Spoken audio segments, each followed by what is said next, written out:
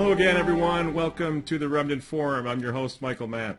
Well, it's being called simply The Interview now. I'm referring, of course, to Pope Francis's now, I would say, infamous interview with America Magazine and 16 other Jesuit magazines in countries around the world. Lots of people are very perplexed and very confused by what the Holy Father is getting at. For traditional Catholics, these waters are actually quite familiar. We've been here for a long time. And one of the things that's regrettable and if not sad about being a tradition-minded Catholic is being accused of disloyalty to the Church, being more Catholic than the Pope, and so forth. For years and years on end, that's been going on. I think a lot of people now are in the same category because of this interview, which is perplexing on a number of levels. So to begin with, I won't even speak about from a traditional Catholic point of view. We've seen reactions from everyone from EWTN over to Janet Smith and beyond, people who are sounding and acting an awful lot like Catholic traditionalists have sounded and acted for 25, 30, 40, 50 years now. Janet Smith, for example, at First Things Today, her column asked the question, are we obsessed? Because, of course, Pope Francis seemed to be saying, no, actually he said that we needn't be obsessive over issues such as abortion, contraception, and gay marriage. I want to speak for a few moments with Chris Ferrara to see if we can parse the Pope's words and find out what he's talking about, quite frankly. In all due respect to the Holy Father, I'm perplexed, I'm confused. Chris, what about you? What's going on? Well, Mike, let me just say on the record that when Pope Francis was elected, I gave some interviews and was quite elated by the election of the new pontiff. He seemed to me a humble man possessed of Marian piety. I wrote columns to that effect. And I still see him as that, as a pope who's obviously pious, especially in terms of his devotion to Mary. But I'm sorry, this interview is theologically and even philosophically an absolute disaster. When people like Janet Smith are upset by it, when you have critical commentary on a recent show of The World Over with Raymond Arroyo, where Father Fester and Robert Royal are scratching their heads and saying we have a problem here, then obviously there is a problem. And when every single media outlet in the world is heaping praise on the Pope should be asking himself, have I done something wrong here? Yeah, that's right. Chris, I'm going to ask you in a moment to get specific and to give us a few quotations that are problematic not only for us but for lots of Catholics. But before I do that, I want to ask the simple question. When I first read this interview, I didn't feel that it was too dramatically different from what we've seen before. In other words, I would argue that Pope Francis is a loyal son of the Church of Vatican II, in quotes, but by that I mean that this is not such a radical departure from, for example, what John the 23rd said right at the outset, right at the opening of Vatican II, where he says the Church prefers to make use of the medicine of mercy rather than of severity, and desires to show herself to be the loving mother of all, benign, patient, full of mercy and goodness toward the brethren who are separated from her, end quote. Now that's a radical departure from the sort of things the previous popes had been teaching from the chair of St. Peter. I'm thinking of Mortalium Animos, for example, of Pius XI. So we saw this rupture, I believe it is a rupture, a clear rupture, on matters of doctrine and on issues surrounding the dogma of no salvation outside the Church. And we've been living with this seeming papal departure from the old way of preaching and teaching those doctrines. And now, Chris, it seems like we're moving into the area of morals, where now even abortion and gay marriage and some of those things, we're extending this this sort of medicine of mercy rather than leaving the old social stigma that had been attached to those sinful things. Well, the Church has always administered the medicine of mercy. The problem is that the medicine of mercy has come to be understood as the de facto abandonment of the Church militant. What is more merciful than telling people that they are in error and that they need the bark of Peter as the vehicle of their salvation? That's the very essence of mercy. That's why Christ founded the Church. The mission of the Church is, after all, have we forgotten, to save souls. If that's not the mission of the Church, why did Christ purchase it with his blood? So that we could have ecumenical festivities with people who have no problem being what they are, Protestants living in error, and some of these errors are obviously patently damnable errors against faith and morals. Not to, beginning with contraception, the legitimization of abortion in some cases, and now after 50 years of ecumenical dialogue, they're ordaining women. What's next? The ordination of dogs and cats. These are the fruits of ecumenical dialogue and the medicine of mercy incorrectly understood. Yeah, it just seems like since they threw open the windows to the world so famously at the time of the Second Vatican Council, everything has kind of gone downhill since from there. I mean, we even had Pope Paul VI very early on talking about the invasion of the church by worldly thinking and questioning the prudence of the council's sort of complete sea change in terms of how to address the world. So we really haven't seen this working on any level, alas. And yet it seems that the Vatican is rather hell-bent, if you'll pardon the expression, to continue in down the same road. Well, I beg to differ. It's worked perfectly. Catholics have all turned into Protestants. After 50 years of ecumenical dialogue, the Catholics who sit in the pews today are by and large Protestantized, liberalized Protestants. And I liken it to, we've discussed this off camera, a kind of a thermodynamic process. The church was a closed system before Vatican II. And how often have we heard the neo-Catholics and the neo-modernists say, well, Vatican II was wonderful because it opened the doors of the fortress church. Well, that fortress church provided protection. And as a closed system, in a manner of speaking, it was thermodynamically sustaining itself through the integrity of her teaching and the sacredness of her liturgy. But when the doors and windows were open, guess what? By a thermodynamic process, the church assumed room temperature. Yeah. Now it's just like the surrounding world. That's right. We've lost the heat, so to speak, that characterized the Holy Catholic Church when she was, remember the term, the church militant. Yes. That's gone. It reminds me of John Fisher talking about the fact that the fort has been betrayed. I mean, to what extent could it be said that the fort could be more betrayed than it is right now in terms of practical reality, where Catholics, the vast majority of Catholics throughout the world, I mean, they long since have abandoned any idea that one must be a Catholic or subject to the Roman Pontiff in order to be saved. That's an absurdity. 2% of Catholics worldwide probably accept that. But now we're seeing, high numbers up in the 70s and 80% of Catholics using contraception, voting Barack Obama into office, and approving of gay marriage. It just hasn't worked, Chris. And then to have the Pope come out and say, I don't know what he meant, poor man, that we're going to conclude this program with a plea to pray for him, but to come out and make this big point about how he is not a right-winger, thereby suggesting that he's a liberal, it's just not sitting well with anyone.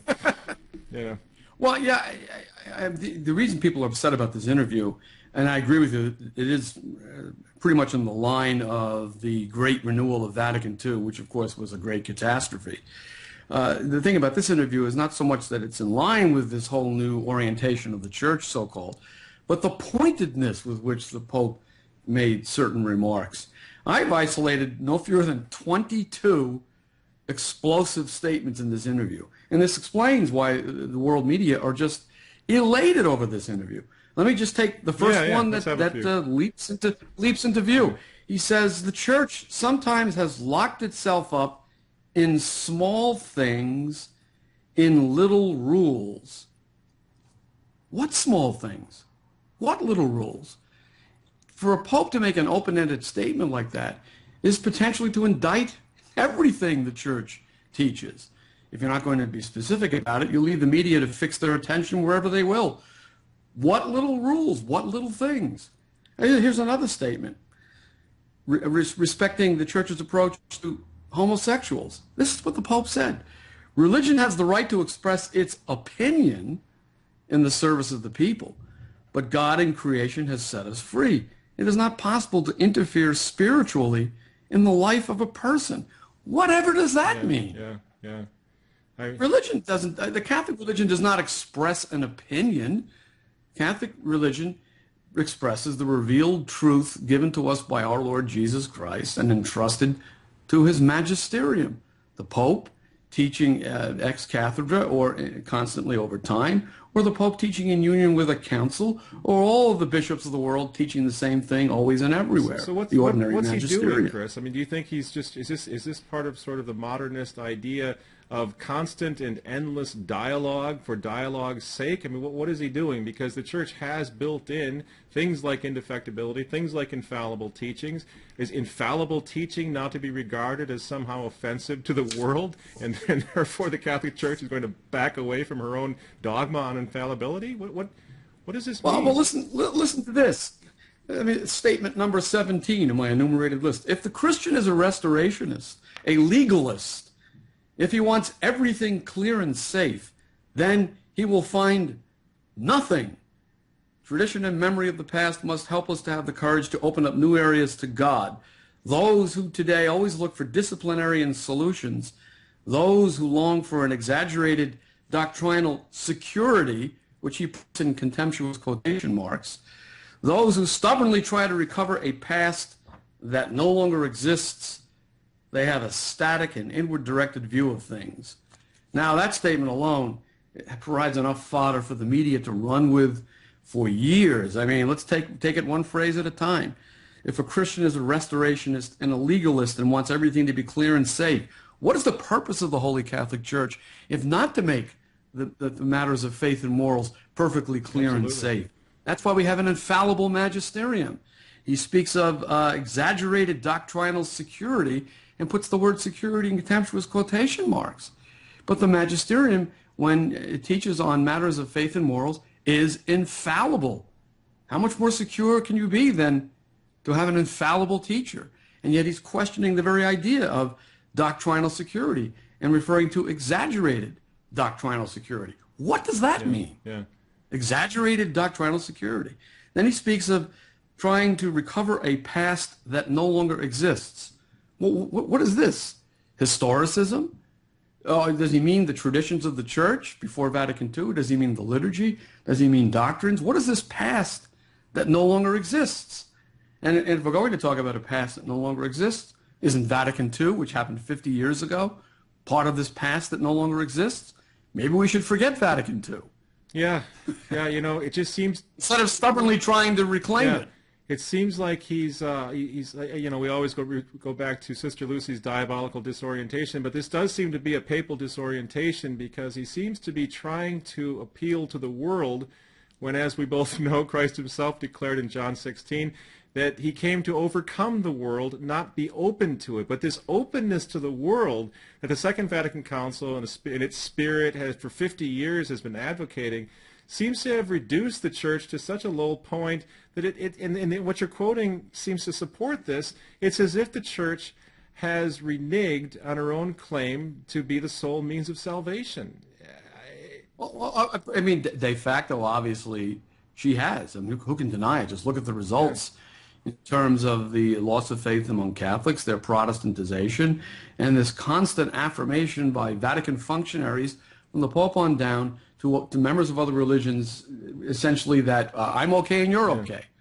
Let's have a religious gathering together. Let's all pray together to the same God.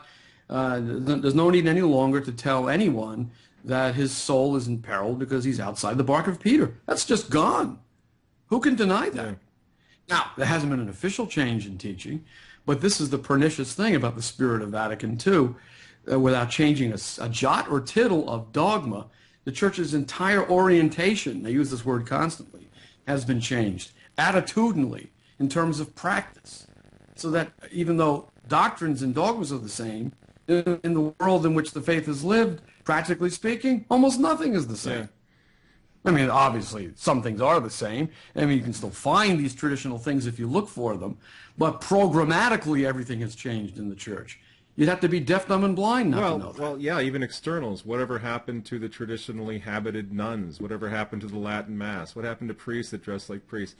But before we go to the next quotation, it's just an irony just struck me, and that is Benedict, rightfully so, finally targeted the fact that there is a real problem in the church since Vatican II back in the beginning of the year here in February of 2013.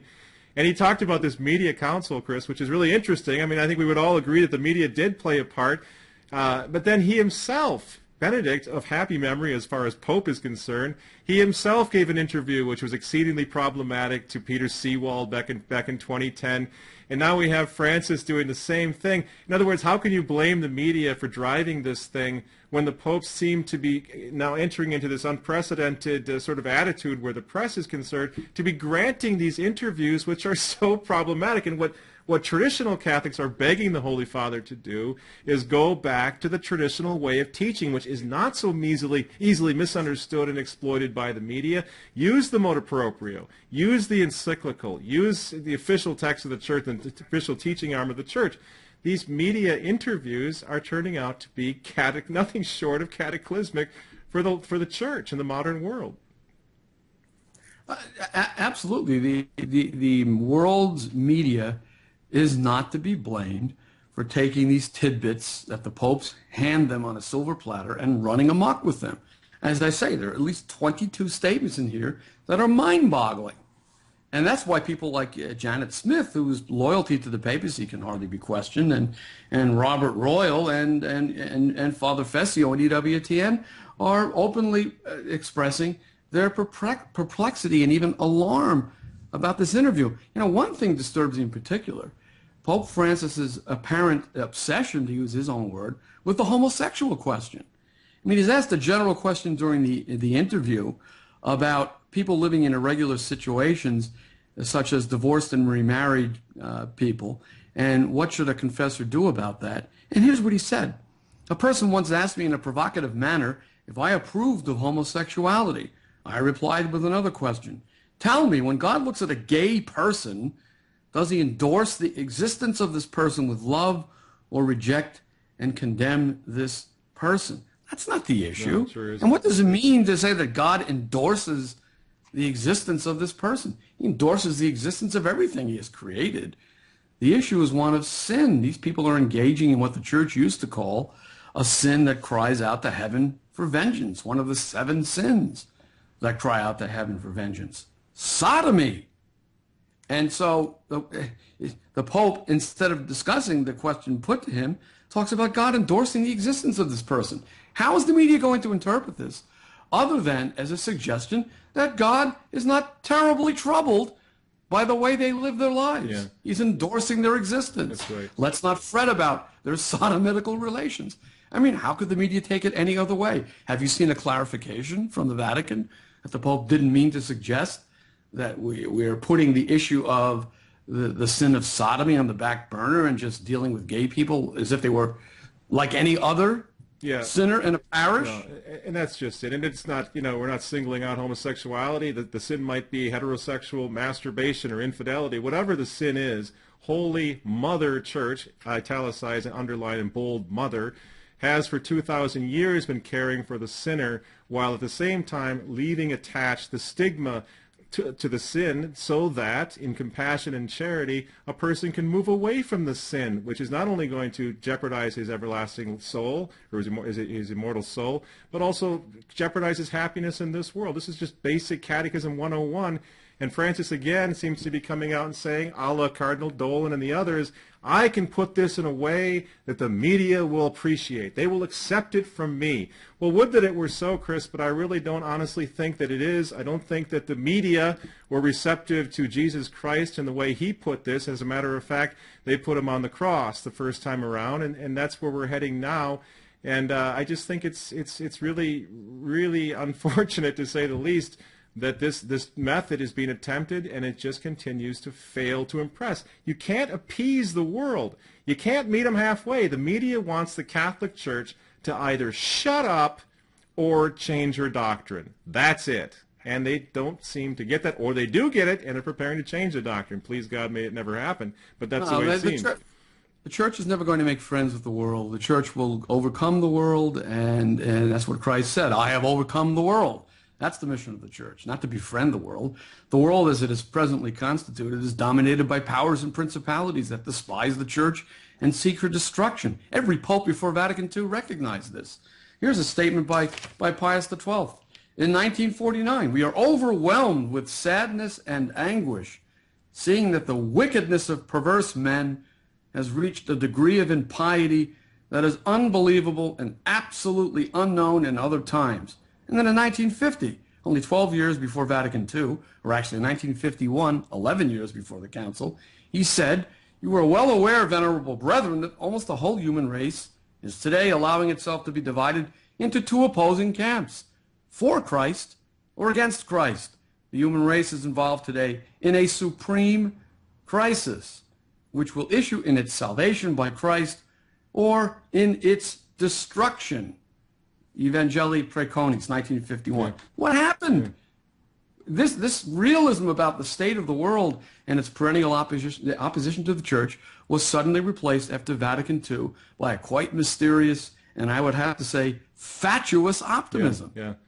That's the basic problem. Wishful. This attitudinal change that has completely disarmed the church in the face of evil. Right. Let's call it what it is, evil. Oh, that's exactly right. Ironically enough, that you and I have written about this in the past. I mean, you are a pro-life lawyer and you've done tremendous work in defense of the unborn. I think you would agree with this, that we've always said that abortion, something like abortion, even contraception, is more of an effect than a cause. So on the one hand, I can see what Francis might be trying to say. I agree. There are a lot of things. We've always argued that the liturgical patrimony of the church must be restored, that the doctrine of the church, the moral theology of the church must be fully restored in order to do anything serious to stop or end abortion. So we agree. You don't have to be out there every moment just railing against abortion, although if that's what you want to do, God bless you and go right ahead because it's such an evil thing. But there are things that also have to happen, including catechetical instructions. But the problem is the Holy Father doesn't seem to be stressing that. He's talking about this big tent, and he's talking about what appears to be some sort of, we don't want to judge. What did he say, Chris? He said, who am I to judge? Well, first of all, no one asked him to judge anyone. The question is not judging the person. That's for God alone. The question was the act involved, whether something is condemnable or praiseworthy. That's the very definition of sin. It's an offense against God, and it's also an offense against your fellow man.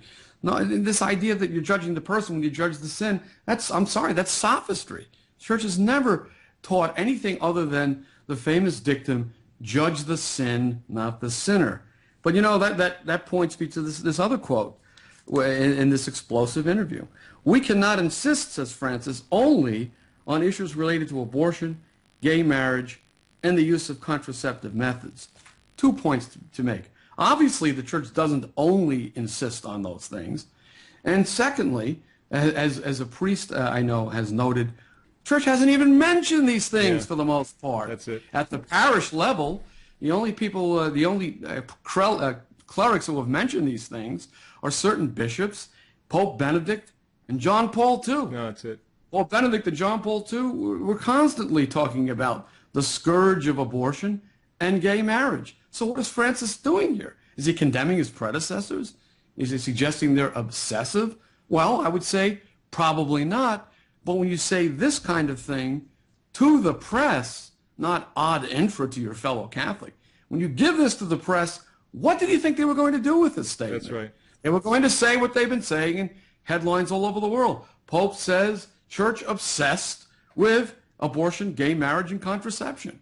In fact, in the very next paragraph, or a few lines down in the interview, he says, the dogmatic and moral teachings of the church are not all equivalent. Well, who said that they were? The church's pastoral ministry cannot be obsessed with the transmission of a disjointed multitude of doctrines to be imposed insistently. So he accuses the church of being preoccupied with small things and little rules. And here he says, or suggests, that the church has been transmitting, at least churchmen have, a disjointed multitude of doctrines. What is he talking about? Is this not an indictment of the church's teaching office? And if it isn't, what does he mean? No, that's right. And especially with the pro-lifers, I just think that he couldn't have. I can't understand how he could have mistook the pro-life movement in the Catholic Church 50 years after Vatican II. I think pretty much embodies the few folks remaining who have retained a sensus Catholicus. And part of the reason they've retained that sensus Catholicus is precisely because of their love and devotion to that great gift of God, life, to the unborn. To go after that, Chris, this is the last little residual remnant of Catholicism left in the world today. To go after that in order to, what appears to be, to cater to the folks at the Huffington Post and the New York Times and CNN and the rest of the media. It just, I can't understand it. These people have fallen away from the church. In other words, he's appealing to that large block of Catholics who have fallen away from the church, who are certainly not tithing, if you want to just consider it in terms of revenue for the church. The folks that are keeping the church afloat right now are largely pro-life, pro-family Catholics. And so, I mean, I want to give him every opportunity to come out and clarify, and I just can't figure out why he would do this.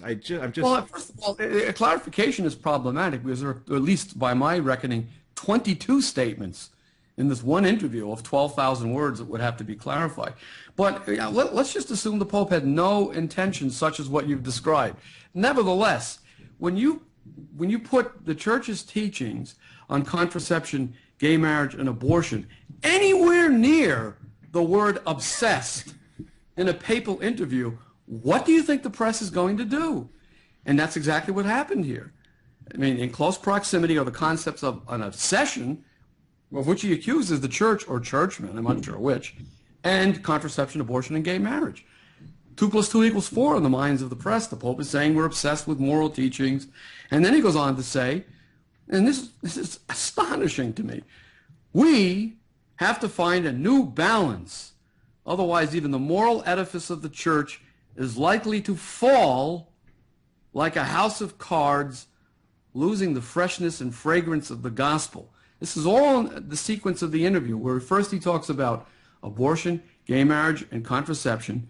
Then he talks about the obsessive presentation of disjointed doctrines. And then finally he says, we need a new balance. What does he mean by a new balance? Is he saying that Benedict XVI lacked the proper balance? Did John Paul II lack the proper balance? Did all of Francis's predecessors before the Second Vatican Council lack the proper balance? When did they lose the proper balance? Moreover, what is this new balance? He doesn't explain it. Yeah. A new balance between what and what? Yeah. It's mystifying. But, of course, the press is delighted by it. And because it's an implicit indictment of the church. And There's faithful. no other way to read it. Yeah, and faithful Catholics. Church has lost her way. Yep. And faithful Catholics are, I don't know about you, Chris, but I feel this is very unsettling. We already have the secular world. We have the Christophobes, the hate hunters, the fear-mongers after the Catholic Church, after the dogmas of the faith, after the traditional after everything, after 2,000 years of scripture and of history in the church. And now, this interview, and I pray God that I'm wrong or that further clarifications will render this point moot.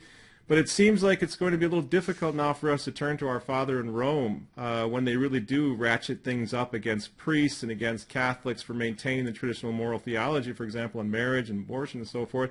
After Pope Francis essentially has said, stop obsessing over these things. Well, you know what? Let's admit this possibility. The interview was a disastrous blunder. One statement after another basically handed over the church to criticism by the world's media. But he is the Pope. So as the Pope, given the grace of the papal office, he's capable of surprises. It wouldn't surprise me if he turned around tomorrow and became fiercely pro-life in some particular context, or if we did find him actually opposing gay marriage somewhere down the line in a significant way. Then again, he might not. I'm prepared to be surprised. We have to all be prepared for that kind of pleasant surprise and pray for it. But the fact remains that this interview, I'm sorry, is a disaster. Yeah, yeah. And something has to be done to correct the misimpressions, and not even the misimpressions, but the devastating implications of the Pope's words. No, I think it's very important for us to recognize that the first time around the crucifixion of the physical body of Christ. What we're seeing now is the crucifixion of the what we appear to be seeing now is the crucifixion of the mystical body of Christ, and we have to steel ourselves for, I think, a full-out assault against the chair of Peter, against the Pope, against the Church from the forces of hell. And my friend, both of our friends, John Rao, used the image the other night, which I think is a great way for us to kind of close this episode, and that is Peter seems to be sleeping again. I think that's the best way. He's sleeping in the boat. And we must just hope and pray that you know, like folks at EWTN have done, Janet Smith, First Things are doing. A lot of folks are saying, well, we need to have a conversation, Holy Father, as opposed to enabling and spinning, as we've seen before. I think we're going to see a larger coalition here that's going to try to help the Holy Father see that this isn't going to work. Well, the Holy Father has spoken of the infallibility of the faithful in matters of faith and morals. I think what he's getting at there is that the believing church is infallible when it believes what has been taught by the teaching church. And so I think in months to come, you should really look for support from the believing church. We who actually believe what we have been taught by the popes and the bishops teaching in unison with the popes. Because it's the believing church that's going to sustain him in the stormy days to come. And I'm sorry to say that part of this storm, the Pope himself is unleashed now. Yeah, that's right. You know, when you see, you've seen the clip of the Huffington Post fellow just absolutely going into rapture over Francis the Awesome, and in the same little news thing on the Huffington Post, he just you know, he blasts Pope Benedict to Kingdom Come, and this is. I guess this is one of the most frightening aspects of the interview, the way the world and the far left media have just lit up like a Christmas tree over this. That should be our number one indication. It's never been this kind of reaction to any papal interview I have ever seen in more than 20 years of covering church affairs as a journalist and a writer. And I think it's fitting to conclude this with Pope Francis's own observation in this very interview. When you express too much, you run the risk of being misunderstood. And I would respectfully suggest that in this case, the Pope has indeed expressed himself too much, and he has been misunderstood. Worse than that, he said things that reflect very badly on the Church, regardless of his subjective intention. That's right. Well, I think maybe it's a good time to let the folks know that we're doing more than just talking about this. Of course, we're asking people to pray for Pope Francis in a new way, with new urgency. And also, we're putting together an open letter to the Holy Father. I think in the next week or so, we should have that ready to go. And the purpose of that is, again, not to be disloyal, but to sit in judgment of the Pope, but to, you know, at least let him know how his loyal sons and daughters in the Church in America are reacting to this, and what we'd really very much appreciate a clarification, and moving away from this sort of you know, Pope of the interview thing that has caused so much trouble. So that's what we're going to be doing, and hopefully that will be blessed, and we'll have good results from that. Well, thanks for having me on, Mike, and yeah, I look forward to our next therapeutic encounter. Yes, indeed. If the world doesn't end first, right? Yeah. All right, we'll see you next time. God bless and take care. You too.